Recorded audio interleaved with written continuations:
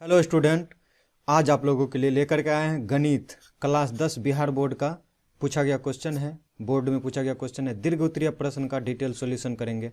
ऐसा सॉल्यूशन करेंगे, आपको सिखाएंगे कि कैसे आपको 5 में 5 मार्क्स आ सकता है। एक क्वेश्चन पे 5 मार्क्स कराता है। तो कह रहा है क्वेश्चन, एक खिलौना 3.5 सेंटीमीटर त्रिज्या वाले शंकु के आकार का है। शंकु के आकार का खिलौना है जो इसी त्रिज्या वाले गोलार्ध के ऊपर है। एक मतलब गोलार्ध नीचे है, उसके ऊपर शंक्वाकार भाग है। तब कह रहा है खिलौने की कुल ऊंचाई अगर 15 सेंटीमीटर 15.5 सेंटीमीटर है तो कह रहा है खिलौने का आयतन ज्ञात करें। तो चलिए सॉल्व करते हैं। इसके लिए थोड़ा फिगर बना लेते हैं।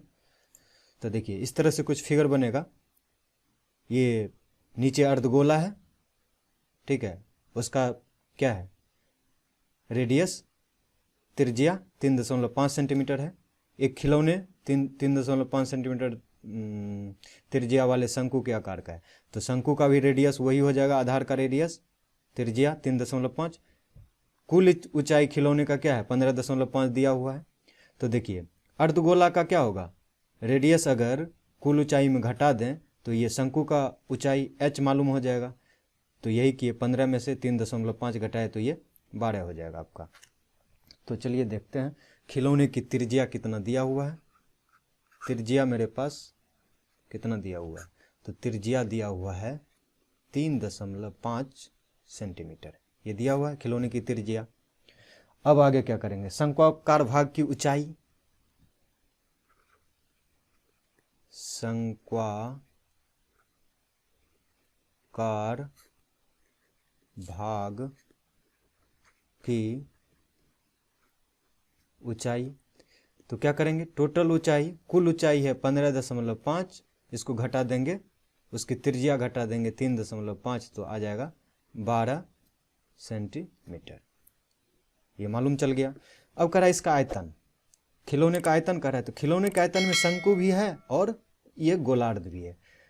तो शंकु का आयतन जोड़ देंगे और गोलार्ध का आयतन, दोनों का आयतन जोड़ देंगे तो खिलौने का पूरा आयतन निकल जाएगा। तो खिलौने का आयतन शंक्वाकार भाग का आयतन, शंक्वाकार भाग का आयतन जोड़ देंगे प्लस गोलार्ध का आयतन मतलब अर्धगोला का आयतन, गोलार्ध का आयतन। अब आपको फॉर्मूला याद रहना चाहिए। तो शंकु का आयतन क्या होता है, शंक्वाकार भाग का आयतन में हो जाएगा 1/3 पाई r स्क्वायर h, ये शंकु का आयतन होता है। और अर्धगोला का आयतन क्या होता है, 2/3 पाई r क्यूब होता है। तो या तो आपको त्रिज्या मीन्स r दिया हुआ है, h भी दिया हुआ है। देखिए शंक्वाकार भाग का ऊंचाई ये 12 सेंटीमीटर दिया हुआ है, तो सबका मान रख करके आप सॉल्व कर सकते हैं। तो अब कैलकुलेशन को और भी आसान बनाने के लिए, क्योंकि एग्जाम में समय कम रहता है, आपका समय बचे, तो इन दोनों में जो कॉमन है उसको कॉमन ले लेते हैं। इन दोनों में जो टर्म है उसको कॉमन ले लेते हैं। देखिए 1/3 दोनों में है, 1/3 दोनों में है तो कॉमन ले लेते हैं। फिर पाई भी दोनों में है तो इसको भी कॉमन ले लेते हैं। r स्क्वायर है, यहाँ r क्यूब है, तो r स्क्वायर कॉमन हो जाएगा। ये h दोनों में नहीं है तो नहीं लेंगे कॉमन। तो इधर क्या बचा, r स्क्वायर ले ही लिए, तो इधर सिर्फ बचा h प्लस इस साइड क्या बचा, यहाँ देखिए 2 बचेगा। जो भी चीज़ आप कॉमन ले रहे हैं तो उसको भाग दे दीजिए, 2/3 में 1/3 से भाग दे देंगे तो 3 कट जाएगा तो 2 बचेगा। तो यहाँ बचेगा 2 और r स्क्वायर यहाँ से कॉमन आया तो r बचेगा, यही। तो अब देखिए अब कैलकुलेशन आपका आसान हो जाएगा। 1/3 पाई का मान अगर 3.14 क्वेश्चन में दिया हुआ रहता है तो वो लेंगे, नहीं तो आप 22/7 ले लेंगे। ये 22/7 आ गया। r का मान कितना है 3.5 गुने 3.5, ब्रैकेट में क्या है h क्या है ऊंचाई, शंकु का ऊंचाई, तो वो कितना निकाले हैं 12 सेंटीमीटर। 12 प्लस 2 × r है, 2 गुने 3.5 कर देते हैं। इसी को अब सॉल्व करना है, तो इसको सॉल्व करेंगे तो देखिए इसका दशमलव अगर हटाते हैं तो नीचे 10 आएगा। थोड़ा ट्रिकी कैलकुलेशन करते हैं जिससे आपका समय बचे।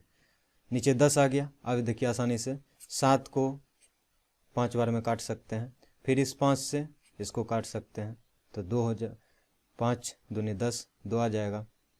फिर 5 से इसको काटेंगे तो 2 आएगा, इसको काटेंगे तो 7 आ जाएगा। ठीक है, तो अब क्या बचा, फिर देखिए ये 2 से इसको 11 बार में काट देंगे तो नीचे बचा 3 गुने 2, ऊपर क्या बचा 11 गुने 7, यही बचा ना। तो ऊपर लिख लेते हैं 11 गुने 7 बटा नीचे क्या बचा है 3 गुने 2। अब देखिए अंदर में 3.5 गुने 2 मतलब 35 गुने 2 करते हैं 70, एक के बाद 0 बैठा देंगे तो 70 में एक अंक के बाद 0.7 आ जाएगा। ऐसे भी क्या होता है 3.5 गुने 2 7 आता है, तो 12 + 7 क्या हो जाएगा 19 हो जाएगा। तो जब आप इसको गुना करेंगे 77 गुने 19 तो आ जाएगा आपका 1463। और नीचे क्या हो जाएगा, नीचे हो जाएगा 6। तो जब इसको आप भाग देंगे तो ये आ जाएगा 6 दूना 12, 2 बचा 26 हो गया, 6 चौके 24, फिर 2 बचा, फिर 6 चौक 24 नहीं होगा क्योंकि 23 है, एक ज़्यादा हो जाता है, 6 3 18, फिर दशमलव दे देंगे 5 आएगा तो 6 8 48 आएगा, फिर 2 बचेगा 6 3 18, इसी तरह 3 3 3 आते रहेगा। तो यहाँ हम क्या निकाल रहे थे आयतन, तो इसका आयतन कितना हो जाएगा, तो खिलौने का आयतन बराबर हो जाएगा कितना था 243.83, चूँकि आयतन सेंटीमीटर में है और आयतन का यूनिट क्या होता है क्यूब, सेंटीमीटर क्यूब। ये आपका करेक्ट आंसर हो जाएगा। इस तरह से बनाएंगे तो आपको 5 में 5 मार्क्स मिल जाएगा। अगला क्वेश्चन है कि 1 + सेक थीटा बटा सेक थीटा बराबर साइन स्क्वायर थीटा बटा 1 - कॉस थीटा दिया हुआ है। इस क्वेश्चन को हम 2-3 मेथड से सॉल्व कर सकते हैं।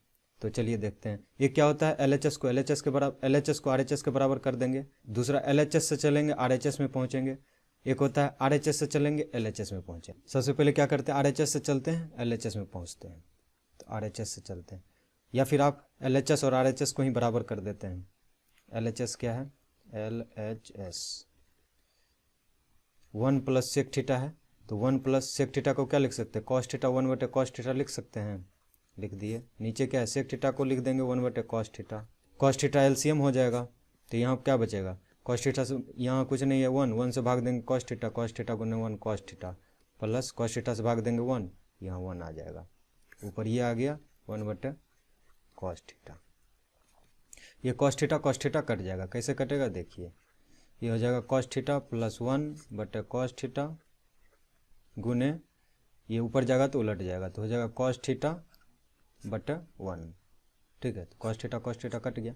तब हमारे पास LHS बराबर क्या आ गया cos थीटा + 1। अब RHS से चलते हैं, RHS में क्या दिया हुआ है साइन स्क्वायर थीटा, क्या है साइन स्क्वायर थीटा बटे 1 - कॉस थीटा, ये दिया हुआ है। अब आपको एक फार्मूला मालूम होगा ट्रिग्नोमेट्री का, sine square theta plus cos square theta क्या होता है, sine square theta plus cos square theta बराबर 1 होता है। तो साइन स्क्वायर थीटा ऊपर दिया हुआ है तो इसको उस साइड ले जाएंगे तो 1 - कॉस स्क्वायर थीटा हो जाएगा, तो ऊपर लिख देते हैं 1 - कॉस स्क्वायर थीटा बटे नीचे क्या हो जाएगा 1 - कॉस थीटा। ये आ गया। ठीक है, अब देखिए ऊपर क्या है, इसको 1 का स्क्वायर लिख सकते हैं, 1 का स्क्वायर - कॉस स्क्वायर थीटा, तो a स्क्वायर - b स्क्वायर हो गया। तो a स्क्वायर - b स्क्वायर क्या होता है a + b × a - b होता है, तो ये हो जाएगा 1 - कॉस थीटा × 1 + कॉस थीटा ऊपर, नीचे क्या हो जाएगा 1 - कॉस थीटा। देखिए ये 1 - cos theta 1 - cos theta cut गया, तो यहाँ से क्या आ जाएगा cos थीटा + 1 को 1 + cos थीटा कुछ भी लिखिए, तो ये हो जाएगा cos थीटा + 1। देखिए LHS और RHS बराबर आ गया, तो यहाँ से आप कह सकते हैं कि LHS बराबर RHS, LHS बराबर RHS आपका आ गया, दोनों बराबर आ गया। अब इसी को हम थोड़ा आगे बढ़ा करके RHS से आपको LHS पे भेज देते हैं। देखिए तो क्या आया था अभी, जस्ट पीछे देखिए cos थीटा प्लस 1 आया था, इसी को आगे बढ़ाते हैं। तो RHS से ही चल रहे थे, RHS से चल रहे थे, तो क्या आया cos थीटा प्लस 1। वहाँ भी आप छोड़ सकते हैं, दिखा सकते हैं कि LHS बराबर RHS आ गया, लेकिन RHS से चल रहे हैं, देखिए RHS से चल रहे हैं और LHS पे पहुँच जाएंगे। तो ये cos थीटा हो गया, तो इसको लिख सकते हैं 1 प्लस cos थीटा लिख सकते हैं। फिर 1 प्लस cos थीटा को क्या लिख सकते हैं, 1/sec थीटा लिख सकते हैं। cos थीटा का उल्टा होता है 1/sec थीटा। अब क्या करेंगे, फिर इसका LCM ले लेंगे, यहाँ कुछ नहीं है 1 है, तो sec थीटा इसका LCM हो जाएगा। इससे भाग देंगे sec थीटा, तो sec theta into 1 sec theta आ जाएगा, तो हो जाएगा sec थीटा sec थीटा में भाग देंगे 1 1 गुने 1 1, तो ये आ गया। तो देखिए 1 प्लस sec थीटा आ गया, 1 प्लस sec थीटा बटा sec थीटा, ये आ गया। देखिए यही आपका LHS में दिया हुआ है। क्या दिया हुआ है, RHS से चले थे, देखिए बोले थे RHS से चले थे, LHS में पहुंच गए, तो यही आपका LHS में दिया हुआ है, LHS प्रूव्ड। इस तरह से आप करेंगे, बनाएंगे। आप कैसे भी बना सकते हैं, हम आपको दो मेथड बता दिए, आप इसी तरह से बना सकते हैं। इस वीडियो को ज़रूर शेयर कीजिए अपने दोस्तों के साथ और वीडियो को लाइक कीजिए। धन्यवाद, आपका दिन